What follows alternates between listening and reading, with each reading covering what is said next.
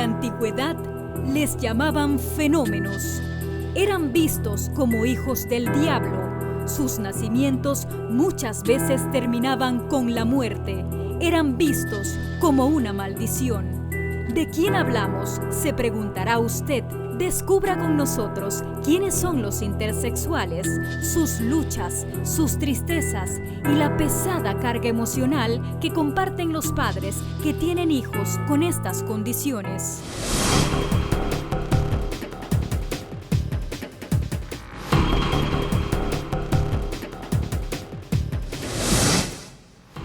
Diariamente hombres y mujeres caminan por las calles y por sus rasgos y vestuarios deducimos a simple vista de qué sexo son. Pero debajo de esas ropas y de un estilo de cabello existen las personas que se conocen como intersexuales. ¿Pero qué son los trastornos de la diferenciación sexual? Los trastornos de la diferenciación sexual, que es como se llaman correctamente, básicamente es cuando los genitales internos u externos no se formaron adecuadamente de acuerdo a las órdenes que debía haber traído la información de herencia. ¿Esto qué condiciona? Por ejemplo, que podemos ver mujeres, aparentemente mujeres por afuera, que no tienen menstruación nunca, que son muy altas, no tienen nada de celulitis, y resulta que cuando hacemos el análisis genético, ¿por qué no tienen menstruación? Es porque son varones, tienen testículos adentro. Ese es un ejemplo.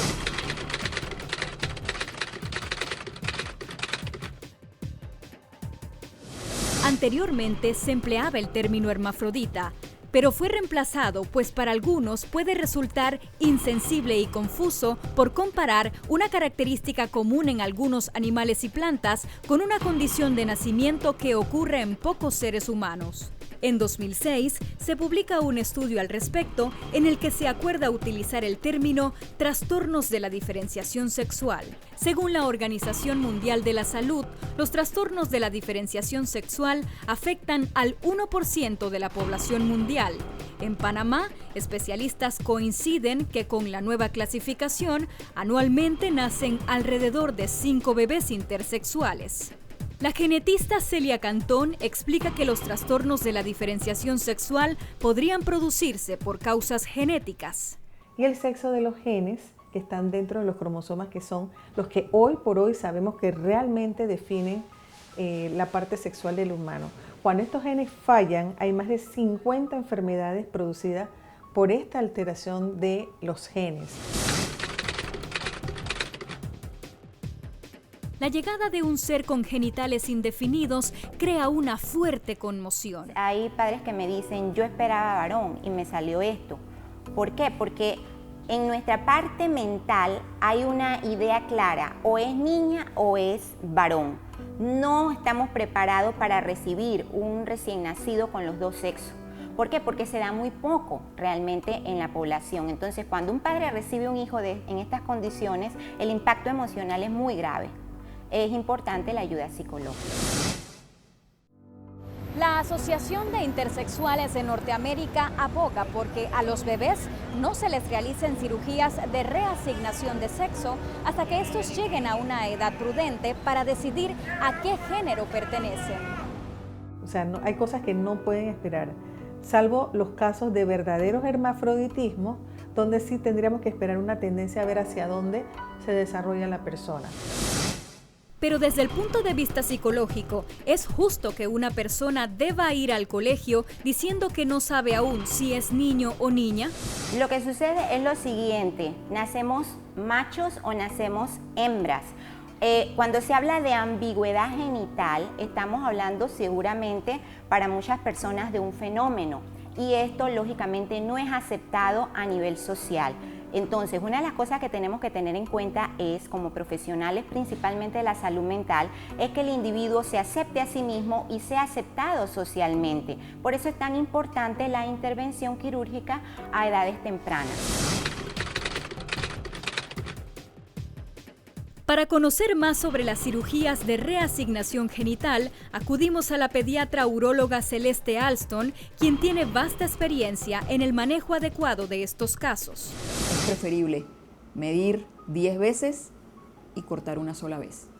Entonces necesitamos que complete la evaluación que necesite del genetista, que complete la evaluación que necesite del endocrinólogo, que complete la evaluación que necesite de nosotros mismos que tengamos que hacer, ya sea laparoscopía diagnóstica, genitografía, estudios de imágenes, ultrasonido, tomografía o resonancia, laparoscopía diagnóstica, todos los pasos que haya que seguir para poder estar seguros del diagnóstico.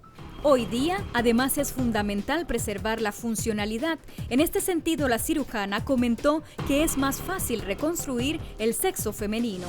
Si tienes una bebé que ha nacido con esto, que es lo más común, en donde se ha virilizado y el clítoris, que debe ser pequeño, se ha puesto más grande, que parece un pequeño pene, pues es mucho más sencillo reconstruirlo, hacer una cirugía que se llama clitoroplastía. Los riesgos quirúrgicos que conlleva son los mismos que una cirugía natural. Sin embargo, podrían registrarse otras consecuencias, como las que la genetista comentó. Muchas veces el paciente en otras instancias, otros lugares, lo operaron y lo convirtieron en mujer y el paciente dice, no, es que yo quería ser hombre o viceversa.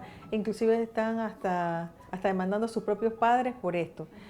En la mayoría de los casos, el paciente requerirá de un tratamiento posterior. En esta parte intervienen los endocrinólogos. En Panamá conocimos a Cristina González, quien advirtió que de no ser tratados, una vez asignado el sexo femenino, la paciente podría desarrollar algunas características masculinas. Por ejemplo, la aparición de vello sexual, vello púbico, tempranamente, o vello axilar, vellos en áreas como línea media del cuerpo, e inclusive algo más severo que sería el crecimiento del clítoris. Y al preguntarle si al asignarle el sexo masculino tendría problemas en la intimidad, esto fue lo que nos respondió. Podría precisamente quedar con un pene de tamaño limitado y ahí tendría que venir el abordaje psicológico para que el paciente acepte esto y luego nuevamente, como nosotros en la pubertad, abordar si él está produciendo suficientes hormonas para que el crecimiento del pene continúe.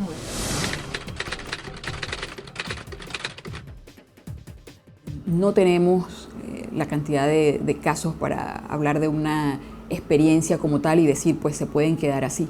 Ni siquiera en los lugares donde sí manejan una gran casuística se han podido poner de acuerdo. Algunas de nuestras entrevistadas que han asistido a congresos internacionales para estudios del tema han presenciado protestas de quienes piensan que estas cirugías atentan contra el derecho de las personas sobre sus cuerpos e identidades. Bueno, nosotros estábamos en un congreso de endocrinología pediátrica en Dublín, en Irlanda, y a las puertas del congreso nos encontramos una manifestación como de unas 30 personas cargando así cartelones que básicamente decían no a la mutilación genital. Eran personas que habían tenido el trastorno de la diferenciación sexual o padres de estas personas que reclamaban que por qué les habían cambiado el sexo al nacer. En consecuencia, es importante escuchar la experiencia de las personas con estas condiciones para mejorar lo concerniente al acto médico. Por lo que para esta investigación contactamos a la presidenta de la Asociación de Intersexuales de Colombia, quien nos comparte su testimonio vía Skype.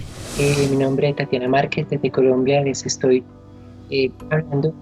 Me considero una persona intersexual, una mujer intersex, debido a que la composición biológica mía pues se presentan órganos femeninos internos y pues alguna estructura similar a la masculina externamente.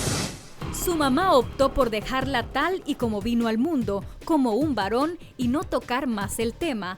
Pero cuando llegó a la pubertad, empezó a desarrollar senos, cintura y a menstruar. Hoy nos cuenta cómo pasó de Nelson Alexis a Lady Tatiana. Cuando se empezaron a generar los cambios físicos en cuanto al desarrollo de caderas, de senos y la misma menstruación, que son las características que dependen sobre la feminidad de una persona, fue conducir una serie de exámenes, tanto de TACs como resonancias y también ecografías, y se detectó efectivamente que la funcionalidad del órgano femenino estaba funcionando internamente de manera correcta. Esto tomó determinaciones porque el desarrollo iba póstumo y se necesitaban hacer un tipo de cambios rápidos. Entonces se hizo un cambio de una población para otra y pues un pantalón que yo estaba utilizando en sexto bachillerato se pasó para una jardinera y pues habló con los profesores, los docentes, en fin. En base a su vivencia, cree que no es necesario asignar un sexo para poder educar a un hijo, por lo que no está de acuerdo con las cirugías de reasignación de sexo. La idea es como tratar de dar la oportunidad al menor de que no se le haga nada ni se le esté pues quitando de pronto lo que futuramente sí haya de funcionar. En nuestro país no se han divulgado casos de intersexuales adultos, pero mañana usted conocerá el testimonio de la madre de un intersexual panameño que crió a su hijo hasta el primer año como un varón para después empezar a vestirlo como niña. Además, se pueden registrar al nacer los bebés con sexo indefinido. Esto y más en nuestra próxima entrega. Guadalupe Castillero, Next Noticias.